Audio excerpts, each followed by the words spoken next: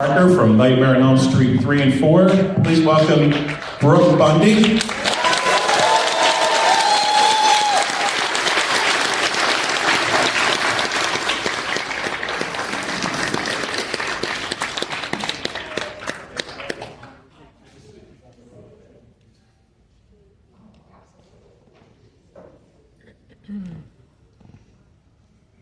Okay, next up, you know her as Marge Thompson. Please welcome Ronnie Blakey.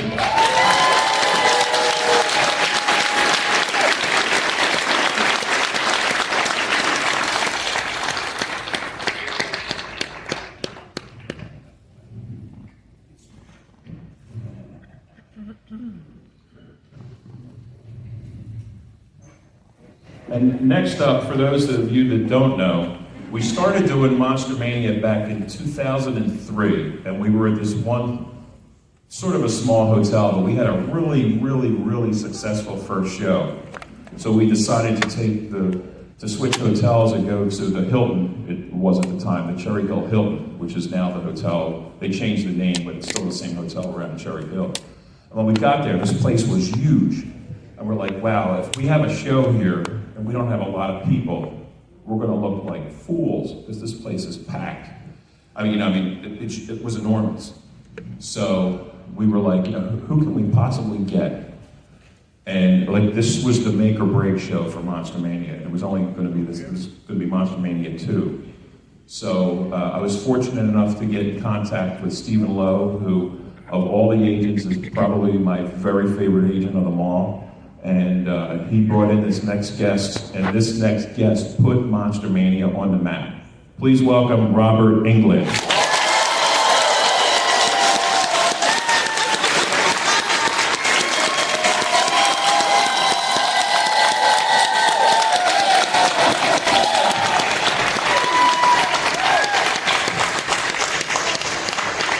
There's the bourbon, bro.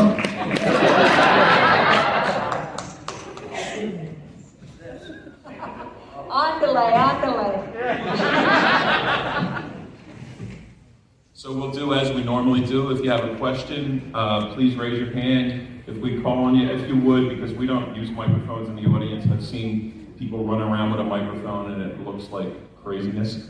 So if you would, just stand up and project your question loudly to us so we can hear you. So if you have a question right here, the sharpest dressed man in the building. Your question, sir? This one is actually for Ronnie. So, when did you first find out or see the ending where you get sucked through the door?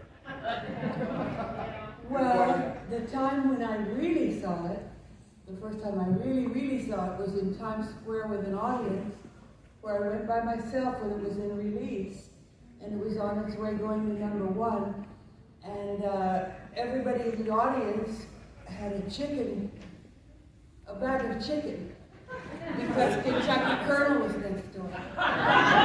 So all you could hear was screams and laughing and rattling in these bags and chopping down on the chicken.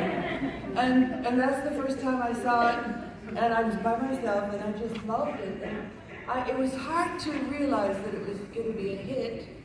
And I had thought when I first read it that it was going to be a hit, because I took my mom to Palm Springs because I knew it was a slightly shocking film for a lady from Idaho. And, I was out by the pool, Mom, here, please read this script. I want you to know. She said, what are you going to do? And I said, yeah, I think it's going to be a hit. She never complained a bit about it. And being dragged through that door was very exciting. And I'd never been dragged through a glass door before. And the glass got really harder, and got lead like crazy. I've been signing a lot of cars, the nightmare car from the ending where Ronnie gets sucked through the door. And I like to tell the fans that we shot 4 or 5 endings. One was Johnny Depp picking up Heather at the end of the day, picking up Nancy. One was me picking them up with the kids, and one was just all the kids happy-go-lucky with the top down, and Snow White, the Seven Dwarfs, birds singing on the soundtrack. and it was like a little lit, a little bright and happy. Then there was one where Johnny transformed into me, because I remember having to sit in the seat and matching where Johnny's head was so they would transform it. And then they shot the Marge. They shot one where I was up at the door. And then they shot one where she just gets pulled out. Really strange. They didn't quite know which way to go for a kind of percussive beat. Well, Bob and Wes disagreed on the ending. Do you remember that? I think I do remember that. Bob and Wes disagreed, and Bob Shea, who was the producer. The producer, the brother of Lynn Shay, star of Insidious, among other things. And Bob won. Oh, Bob won. So that's Bob's ending. Yeah, that's Bob's ending. I'm going to use that. Thank you, Ronnie. So, Rob, they shot all those endings? Yeah, because I was around for a couple. I remember having to do a match, what they call a match cut shot. And they said, well, Johnny's like this, and he turns his head and looks like that. Now, would you sit here and turn your head and look like that? And they were going to do a transformation, a poor man's special effect on, Johnny's face dissolving into Freddy's. Yeah, and I remember doing it also with the top down and doing it with the top up, because we were worried about the effect where the convertible top comes up and clamps onto the windshield with Freddy Claw as the convertible top clamps. Wow. I wish I wonder if those shots exist anymore. I don't know. I always wonder if the one of me on the ceiling with Amanda Wiss exists anymore. But I doubt it, because I think Wes knew some of those were sacrificial to the censors. And he knew he was never going to use them. And they were never going to be part of anything, so he threw them away. And this, you guys have to remember, this is just before the making of, on your DVD, Blu-ray. This was still the mom and pop video store, where you had to rewind your cassette, one dog-eared copy being passed around in the dormitories, somewhere outside of Baltimore. Well, where are those masters kept? They're not masters. They're, some of this was film. In film, there was not, we ran out of money, you remember. We ran out of money. I'm sure some of that stuff just got deleted, I remember when the money men came, at least during my stuff, when we were shooting the scene in the furnace room where Marge takes out the claws, and Wes kept the set very quiet, completely respectful, and really did everything he could to encourage me to have a good scene. And yet I remember the money men were there, so I think it was at that time that they were deciding whether or not to fulfill their commitment to finish the movie, the completion. If you look at the early cassettes for Nightmare on Elm Street, it's a company called Heron, like the bird, Entertainment, and they bailed us out. And New Line gave up the video rights. New Line had to buy them back at some point. Who did they give it up to? Disney? To Heron. I'm not kidding. Disney did buy Nightmare. Heron Entertainment, but this is back then when the first videos were released, the first cassettes at the mom and pop video stores in late 84, 85. And those were the guys that saved us. And they were English because the hit was international. I mean, the movie was a hit internationally. And I had just had a hit with V, and I went overseas having an international hit under my belt. And that's where I met all these people who met me at the airport, with champagne and oysters. So I knew we were, but they were because they knew they had the video rights to this huge hit franchise. Right here. Question for all three of you. What's your favorite scene that you filmed? Like, what was the most fun you filmed? Brooke, your favorite scene? I guess it was getting decapitated. Good answer. I had to be in one shot because we had to use the razors for the pillow to get all the feathers and everything. So it was really a complicated shot. And I frankly am very clumsy. I mean, I fall all the time. So we had to put Stella on the bottom of my shoes so I wouldn't fall. And Robert and I rehearsed it. He was so patient. So he knew that I wouldn't fall because they were the actual razors. So he goes like this, and I could pull my head back like that, and then he pulled out the other head. So it was complicated, but it was like one of those things that was kind of like heart stop. It was exciting. You know, I mean, you don't do a lot of stuff on a set that's really exciting when your body goes, whoa. But this is like my body was going, maybe let's think this through a little bit. But it was really great, and the way it turned out was wonderful. I had to go through a green screen because I had blue eyes, so we couldn't do a blue screen. So the whole leading up to it was so interesting. It was awkward for me because as a young man I had a terrible crush on Brooke. From My Three Sons. And Brooke was like one of the busiest actresses in Hollywood. And I finally get to work with her, and I have to cut her head off.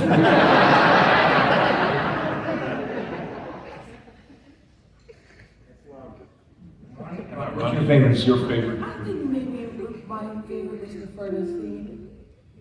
You know, it used to be longer than it is now. I remember when it was trimmed because the company who, I think it was Disney, who had the video rights, the television rights, were shortening it for, you know, when they'll say edited for television, they got to edit it for the commercials and all that, and to be an hour and a half, whatever time slot they bought. And some of my scene that I was speaking about, the background of Marge with Freddie, involving the murder of some children, and that the judge had, you know, whatever action the judge may or may not have taken, and the judge got famous, the lawyer got rich, and Marge and saying how they put a trail out to the shed and lit the match and all this. Some bits of that were cut, and that she had not always been an only child. So some of these bits that Wes had written were cut, were trimmed. But as we did it, it was a beautiful scene. I felt very close to Heather Langenkamp when we shot that. And I felt that she was very helpful to me as an actor in that scene. She did everything she could to help.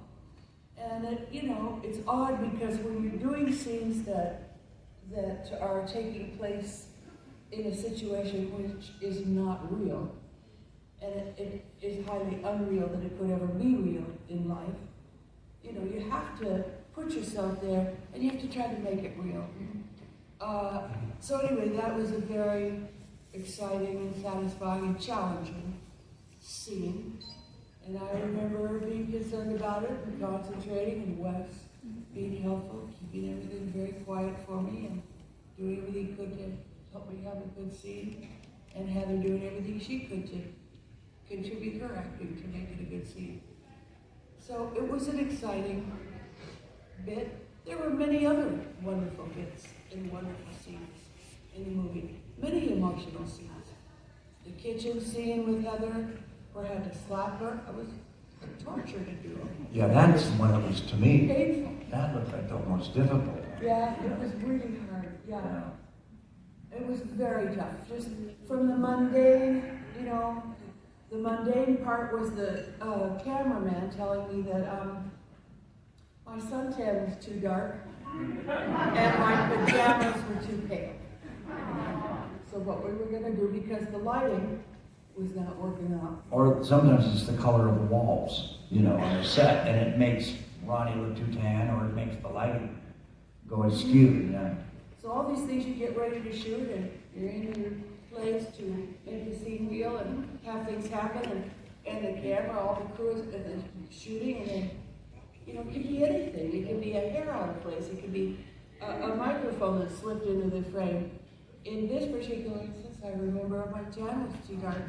So what were they going to do? You know, to change a few settings on the cameras, or lighten up the flash or whatever. Anyway, and then the other thing was actually slapping Heather, which was really tough.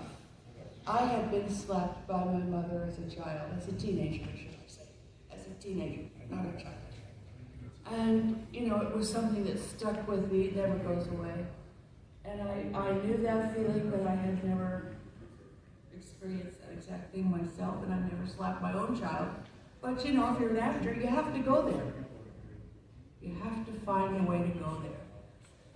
And then I remember the choreography of it. When we act in fight scenes, it's like a pas de deux. It's like a ballet for two. You often have a trainer, a coach, a choreographer, a fight scene, a stunt coordinator, whatever it is, who will actually set out these steps and these movements for you.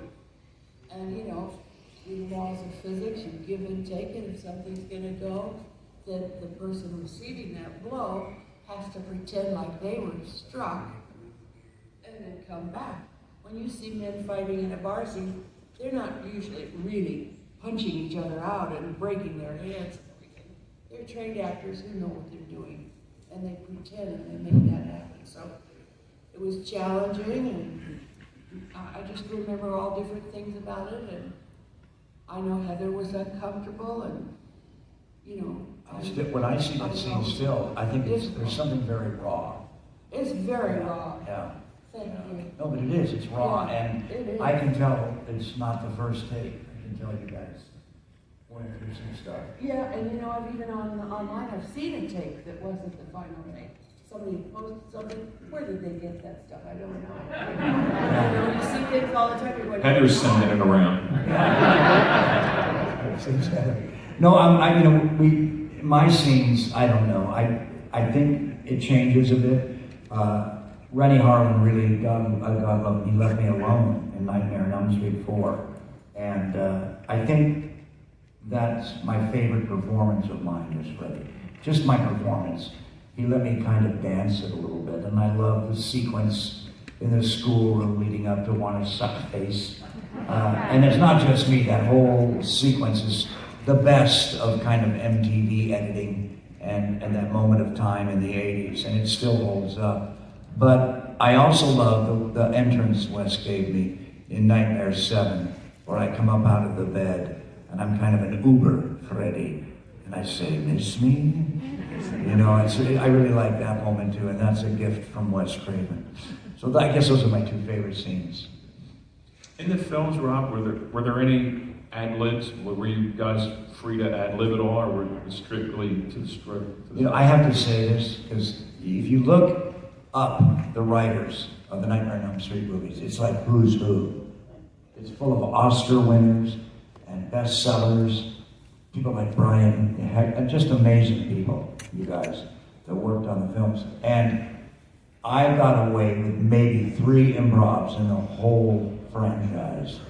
It was scripted, and you know, I'm English trained, so I really respect the writer, and I'm trained to respect the writer, even though in a lot of my television work, I champ at the bit a little bit, because it's not always the best writing for guest stars.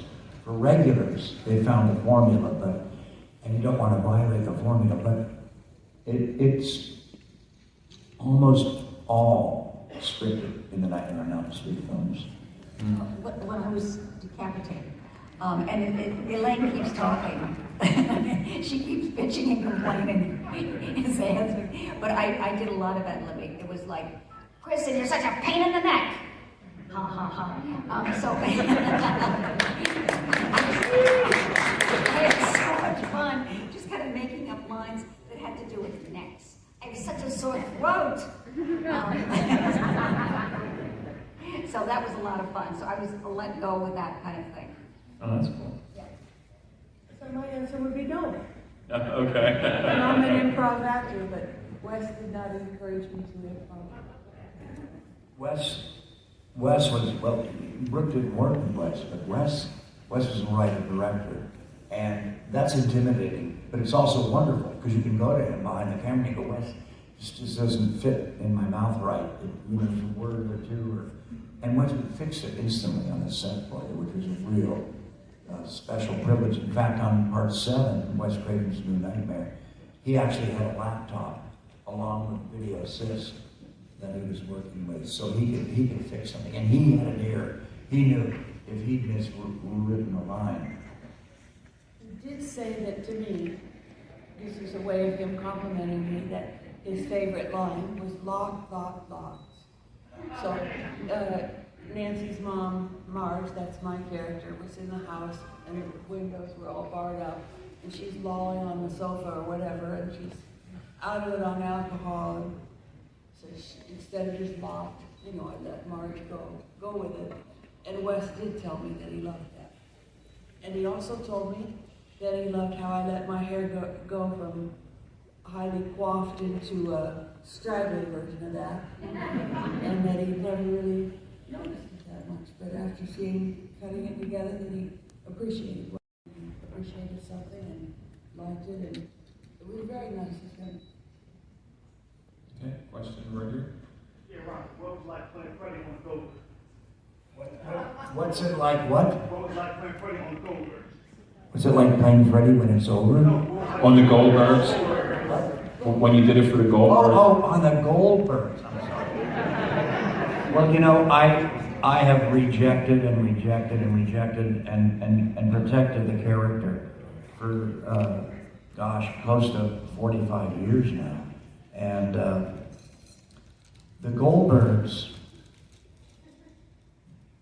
Mr. Goldberg, the guy that produces the show, the real Adam Goldberg, he wrote me the most wonderful, effusive email that I've ever received. And my agent, my late agent, embraced that show and watched it with his family because it was very similar to his growing up as a young Jewish guy in the San Fernando Valley. And it was that same moment of time in the 80s. And the film, the series Goldbergs is a celebration of the 80s and 80s memories. And I know that a good body of work of the Nightmare on Elm Street movies was produced in the 80s. We spilled it in a couple of films into the 90s, and even one in 2004, Freddy vs. Jason. But the body of the franchise was popular in the 80s and discovered in the late 80s and middle 80s and into the 90s. So I felt that this homage to the 80s, this show, The Goldbergs, if I was going to have a little fun ever with Freddie, this would be the place. And I have to tell you, he really stroked my ego. But the other thing was, I was able to work with that fabulous actress on the Goldbergs, Wendy, and she's so funny. The first time she said, oh, she goes, oh, it's Mr. Knifey Finger.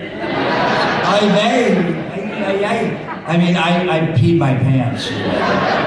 She's so wonderful, and I was a huge fan of hers from Bridesmaids and from Reno.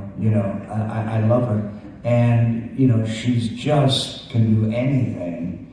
And just to work with her, let alone I thought it was a good fit if I was going to finally tease him a little bit. Because by then, on the internet and on Family Guy and on The Simpsons and Rick and Morty and everybody else, I'm already getting teased. The character and the genre. There's Freddy Krueger jokes from Johnny Carson, let alone Jay Leno and Jimmy Fallon and people like that. And in the comic strips and the Sunday funnies, everywhere. He's just a frame of reference now. We're all part of the vocabulary, of the syntax of American popular culture. Poor Brooke has to live with, where's the bourbon, bitch, for the rest of her life, and Ronnie has to live with classic lines, and so do I, and it's fun, but it's that thing where you discover yourself, part of the vernacular, and Goldbergs is about the vernacular, and so it was fun for me to say yes to that show, and working with Wendy, it was just really a privilege. And the new Bob Dylan song about JFK? No. About the assassination of JFK? No. Murder Most Foul? Which is Macbeth. Murder Must Yeah. Follow, which is Macbeth. If you look it up online, I think you can hear it pretty easily. And it's Murder on Elm Street. It's in the song. Elm Street. So 'Cause that's the street. Song. Elm Street's, well, no, Elm Street, this is Wes Craven. Elm Street is in Dallas. It's real. It's the That's real- the real street that we lost The the book president prophet on, on. that our president was killed Where on. JFK was. And Wes Craven knew that when he made the title of the movie, Nightmare on Elm Street.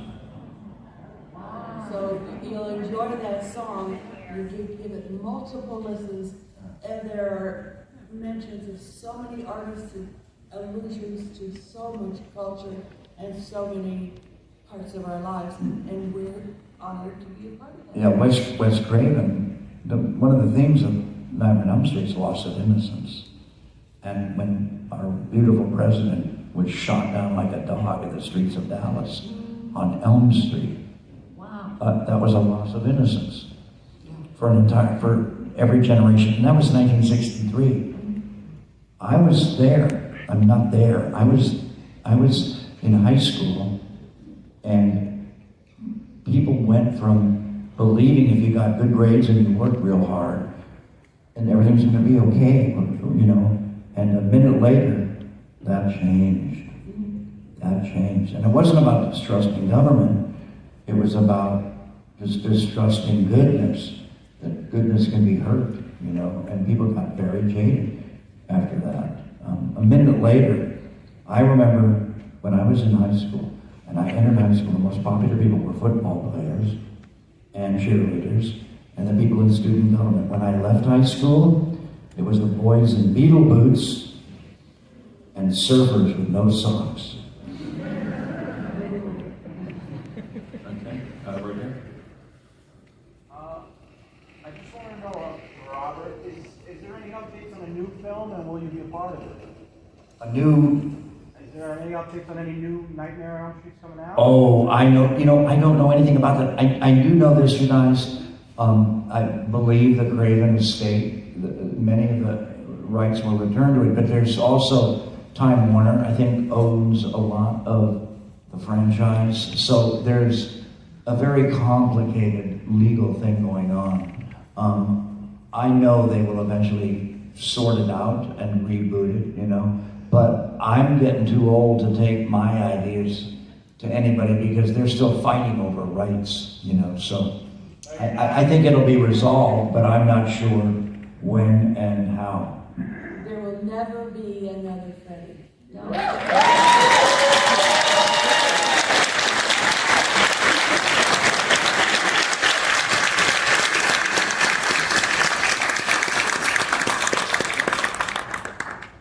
Okay, right there. Yep. This is for Robert. How long every time you did your makeup did it take? Oh, well, this is the cliche question, and I'm not putting it down. The makeup began, it was a fat 4 hours, and we got it down to about 3.5. And I never brag about that because my Phantom of the Opera makeup was a fat 4 hours, and my Mangler, my Stephen King movie, my Mangler makeup was 4.5 hours. And then I start hearing stories about the Elephant Man and about the general orcs in Lord of the Rings, which were extraordinary makeups. Tim Curry in what's the Tom Cruise movie? Legend. That was an extraordinarily difficult makeup. And so I don't brag any longer. My claim to fame is how many I've done. Because not only did I do 8 feature films and the television series, I also did Phantom of the Opera, the Stephen King movie, and several others in makeup. So I'm sort of the guy that's been in makeup the most, except for Lon Chaney.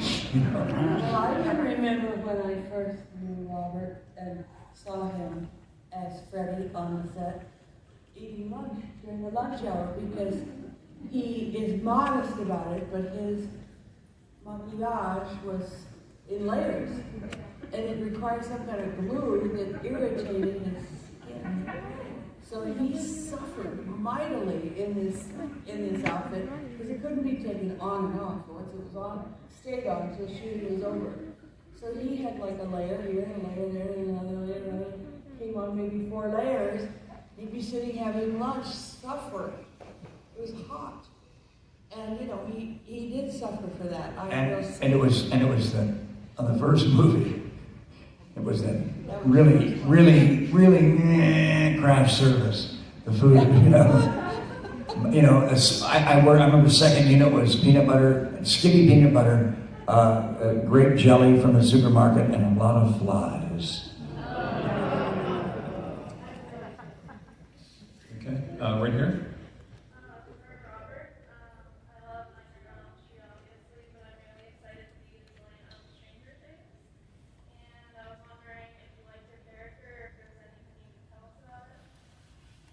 I wish I could, I did another show. We're all getting wet again and going on the road, and we're really happy to see you guys and to be signing and to be hanging out. I had fans come up on the Friday night at Steel City Comic Con, and they were talking about maybe a dozen fans. They knew more about the 4th season than I did. And, these were like real industrial espionage, hardcore fans.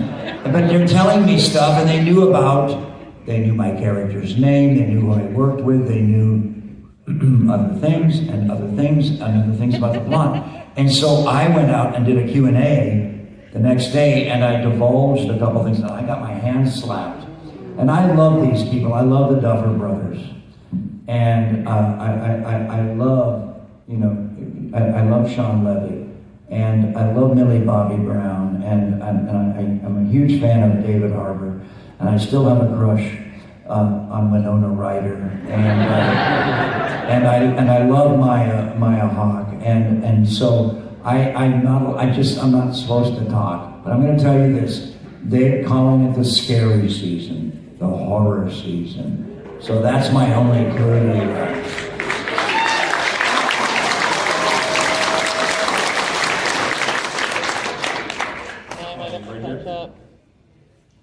Robert, could you please share your fondest memory of Wes Craven, either on set or off set? Well, I'll do one if Ronnie does one. I'll go first. Mine, and I've done this before at cons, and I think I even did it in Cherry Hill with Dave. But I was at my fabulous actor's apartment in Vancouver, Canada, doing a TV series for Wes Craven, originally titled Terminal Bar, but the network had to call it Nightmare Cafe to get the word nightmare in it because Wes and I were involved. But it had nothing to do with Freddy Krueger or anything like that. It was a purgatory, like a Twilight Zone, where people got one last chance, not to live, but to fix something in their lives. An old love, reincarnate a dead dog, correct something that they'd done wrong. And I loved the idea of the show. And Wes was there and directing and producing. And on Saturdays, they'd all come over to mine because I had the best apartment. I was up by Stanley Park. I had my German Shorthair pointer, my big boy dog that walked around with his tail between his legs in LA. But when I got him up to Canada, he'd treat a squirrel. Oh, my manly boy. So I'm like up there, and my wife Nancy's up there, and we love it. And we know where the best sushi bar is and the best Indian restaurant. And we walk through Stanley Park, which is the best urban park in the world. It makes Central Park look like Ding Dong School. And we're loving it. And on Saturdays, people come over to my house and we drink and we watch Saturday Night Live. And Wes is 6'3", and Jack Coleman from Heroes is 6'4". And they're sitting on my couch and we're watching a sketch starring Dana Carvey called Head Wound Harry. You can find it on the internet. And Wes loses it. And he's laughing so hard he practically kicks my coffee table over. He spills some wine. Jack The two of them together are 12 feet long, and they're like falling off the couch laughing. And the sketch goes on, and it's great black humor. And that night, Wes was finally my buddy, my friend, a fellow goof. He was no longer my Dr. Frankenstein or my mentor or my director or my boss. He was just another big kid. Beautiful.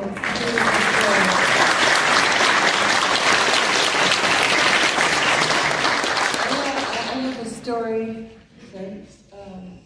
with Wes that's like the opposite of that story, which is that I never really did reach that. Cruel Wes. I just said cruel Wes. Well, no, but it's close, but never cruel, but close. Let me tell you what happened. The first time, not when I got the role, not when I first met him, and not when he first hired me, but the first rehearsal, I think, was in a building, I think, the old A&M lot, the old Charlie Chaplin Studios. I'm not positive about this. But what I It was. I know. Okay. Well, the main thing I remember is that Marge was an alcoholic and was using a bottle, drinking. And I like to work with props, and I like to work ahead of time and know what I'm doing. I don't want a surprise. I like surprises, but not that kind.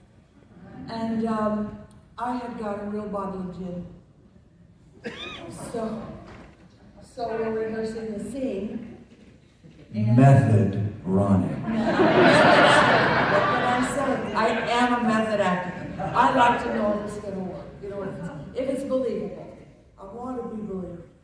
And so I had the bottle, and Marge was, doing whatever Marge was doing, and slung out of the bottle or something. And then Wes said, Ronnie, is that real? And I said, yes. I didn't happen to have a spare gin bottle I had. So I had to buy one, And anyway, so Wes was a little bit angry. That's what I'm trying to tell you. In other words, Wes did not, because when we're professional, by the way, just so you guys know, I'm sure you already know this, but we don't work with real alcohol, When we're playing alcoholics, we don't really drink alcohol, and we don't really shoot drugs. We have to act these things. And so Wes was offended, and I understood, and I didn't blame him. But in other words, he didn't think it was funny. My joke did not go over with Wes. But Wes was also very conservative because of his upbringing. Wes's parents did not allow him to participate in any culture, rock and roll, radio, television movie. He was allowed to only see Disney movies.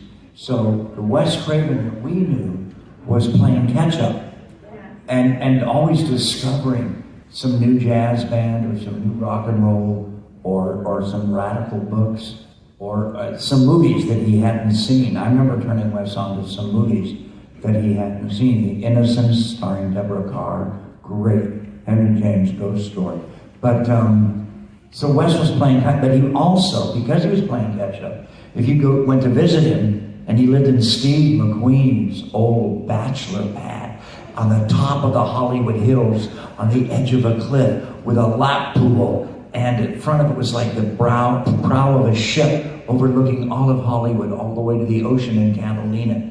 And you go over there, and Wes always had some new coffee table book of really cool stuff. A coffee table book about tattoos, really indigenous tattoos all around the world. Or he had some new rock and roll, or some new jazz, or some new autobiography about Houdini or somebody. He was always discovering cool stuff.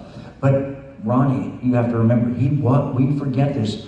The Wes that we knew had come, and he was still young then, from that conservative background.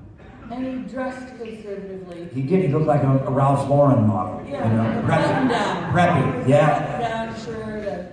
The thin pinwheel corduroy jacket, desert boots, Preppy. khaki pleated pants.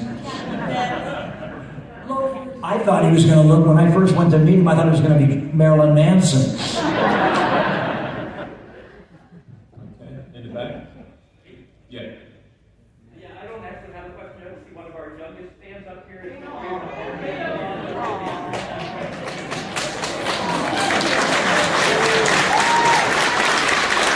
How sweet, fresh meat.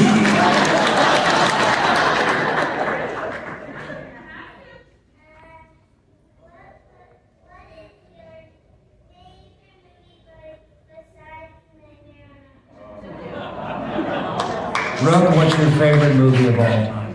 What is my favorite movie of all time?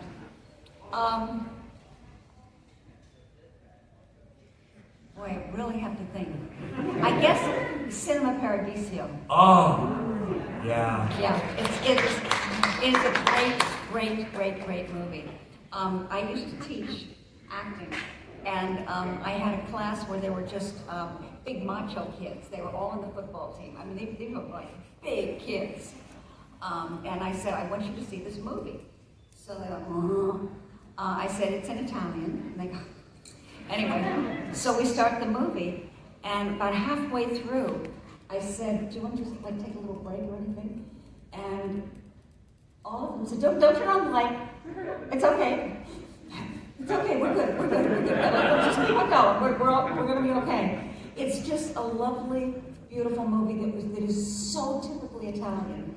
I mean, I used to play a game with the class. If this was an American movie, how do you think it would end? Happy ending. Happy ending in a very different way. But this is the Italian happy ending. It's just a beautiful, beautiful movie. And it's about there's a little boy in it too. Yeah, a little boy that grows What you would like. adolescent and into a man. What's your favorite movie, Ron, of all time? Do you have one? Can you? Gone with the Wind. Oh, Gone with the Wind. It's so romantic. I think I have two, and they're not real familiar, but they star people you all love. There's a late 1950s film based on a best-selling book called Anatomy of a Murder, directed by an underrated director because he was very mean, but that doesn't mean he wasn't good, named Otto Preminger. And it stars Jimmy Stewart, Eve Arden from the famous television show. It stars Arthur O'Connell, Ben Gazzara, and the sexiest woman alive on earth at that time, Lee Remick, wearing tight sweaters with no brassiere and Ray-Bans. And it's black and white, way after color films, so it's the most scrumptious black and white cinematography. And it turns into a trial in upstate Michigan. And the lawyer, the fancy pants lawyer that's brought in from Lansing, Michigan, is played by a stage actor who's never worked before in movies, named George C. Scott. And the bartender, who knows the truth of everything, is played by Murray Hamilton, the mayor from Jaws. And it's a perfect film. But I also love, on a romantic level, like she loves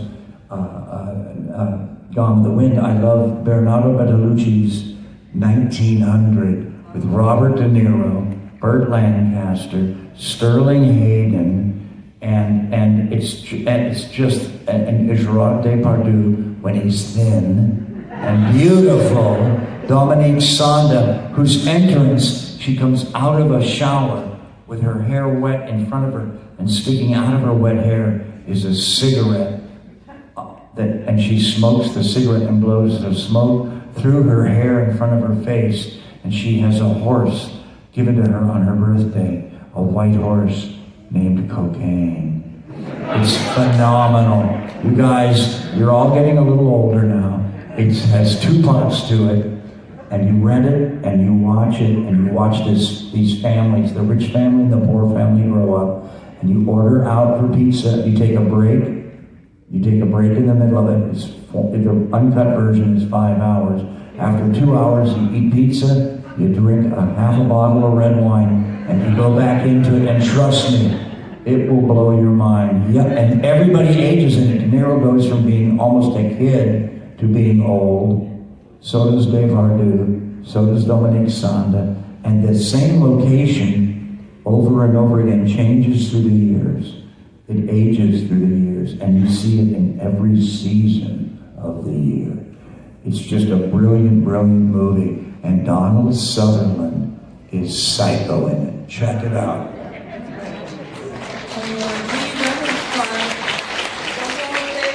Robert mentioned it, is that Lee Remick doesn't wear a bra. That's the whole key to that movie. Okay, we have time for 2 more questions, so who's got some great ones? All right, we'll go here.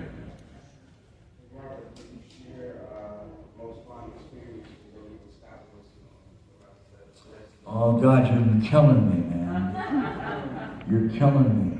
You know how far back Scott Wilson and I go? We go back to being on Jan Michael Vincent's house, rolling a joint. We go back to being on Topanga Canyon, the first surfing cove south of Malibu, sitting in old Mission rocking chairs on the deck, and he went into "Oh, what a rogue and peasant slave am I," from Hamlet. And that day, drinking tequila, Scott said, "They fucked me on The Great Gatsby." I said, "What do you mean, Scott?" He goes, "I just saw the rough cut. They fucked me on The Great Gatsby." And what they had done is put the London Philharmonic Orchestra under all his close-ups. And he said, "Robert, whenever you get a close-up, or you have to be careful because they're going to milk it with music, and you have to sometimes fight it." And he said he was so upset, when Bruce Dern took Aaron Black away from him in The Great Gatsby. But if you haven't seen In Cold Blood, and I know there's fans out there of Walking Dead, and if you haven't seen Scott young and beautiful in Cold Blood, you must do it, because it's a brilliant movie. Truman Capote, brilliant director, but also Scott Wilson, just amazing in that film.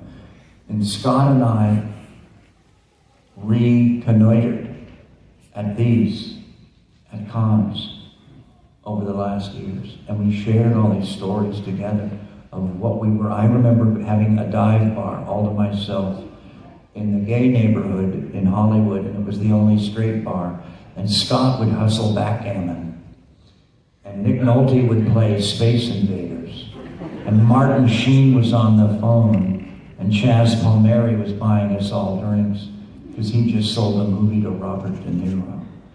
And that was another part of my life. So when you say Scott Wilson, it's this whole part of my memory system of Hollywood and getting the privilege of knowing him. I mean, Scott Wilson is the opening, the guy escaping from jail in the heat of the night with Sidney Poitier. That's, Scott, oh my God. Just brilliant, brilliant, brilliant actor. And he's gone now. And a way to honor us when we all die, watch our good stuff. Just check out our good stuff. Watch In Cold Blood. And you guys like crime, and it's true. Okay, we've got one last question. Let's see. I got you already, though. I want to get somebody who hasn't asked a question yet. All right, we'll go you. Yep. First of all, she was one of the things, Robert, was how did you like working in the paper brigade? Yeah, what was my question? How was the paper brigade? Paper brigade. And then what was the funny makeup that you preferred out of all the movies you did? Was there one that you preferred better? Okay, I think Kevin Yeager shifted it, and it was more comfortable, and I didn't have to mug as much.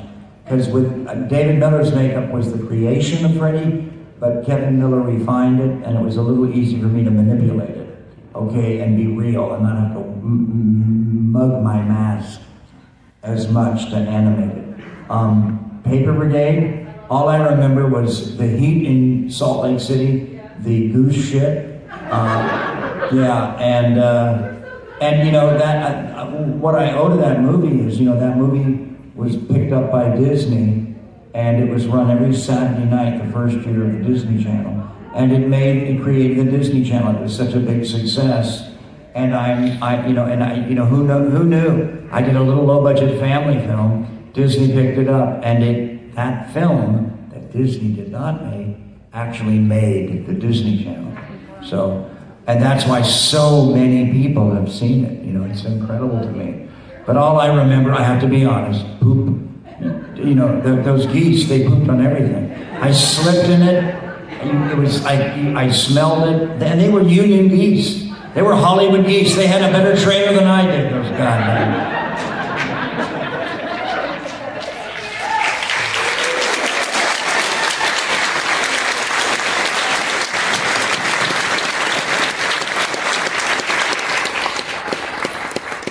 Ladies and gentlemen, there's a person who's poking his head in the door over here. I want to bring him in for a second. I want to tell you, this is Stephen Lowe. He's one of my closest people to work with. He's a great agent. Steve, I owe you everything. Love you, And he's very close to Robert Patrick and Lance Hendrickson. Oh no. So once again, I want to thank everyone for coming out. It's been over a year since we've seen you. Like I said, we were worried that people would forget about us, and you guys were just absolutely phenomenal. Thank you so much. Please, and Brooke and Ronnie and I, Dave, it's so good to be back on the road.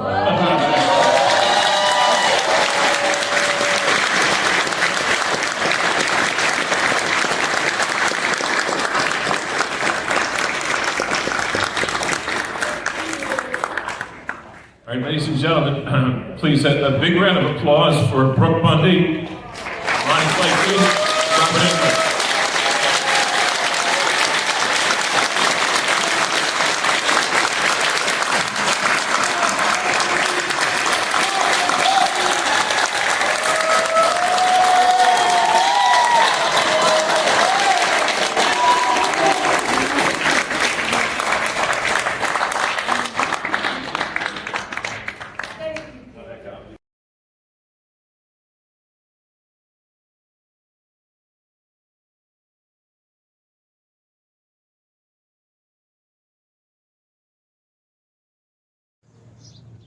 Hey guys, it's Drew. Hey, if you liked our videos, make sure you like them, subscribe, check us out as much as possible. We also got a Facebook page, the HorrorCon Duo. Check us out over there. It's mostly the same stuff, but there's a little bit different. Just remember, subscribe guys. Thanks a lot. Bye.